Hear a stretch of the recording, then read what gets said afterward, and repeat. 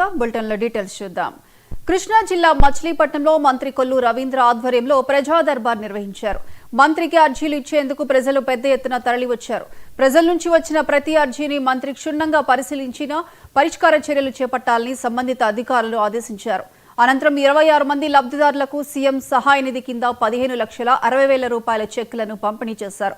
గత 5 ఏళ్లు సంక్షేమం పేరుతో జగన్ దగా చేశారని, ప్రజలకు తమ ప్రభుత్వం అండగా నిలుస్తుందని మంత్రి కొల్లు రవీంద్ర అన్నారు.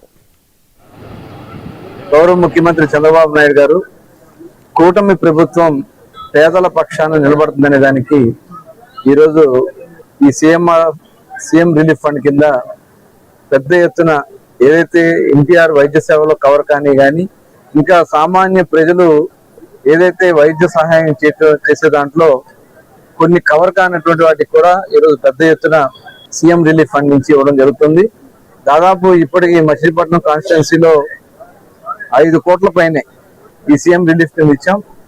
ఈ రోజు 26 మందికి 15,62,875 రూపాయల చెక్కుల్ని 26 మందికి ఈరోజు అందించడం జరిగింది. మరి ఈ కార్యక్రమానికి ఇచ్చేసిన భారతీయ జనతా పార్టీ తరఫున అసోసియేట్ బాలాజీ గారికి, అలాగే తెలుగుదేశం పార్టీ కుటుంబ సభ్యులందరికీ మరొకసారి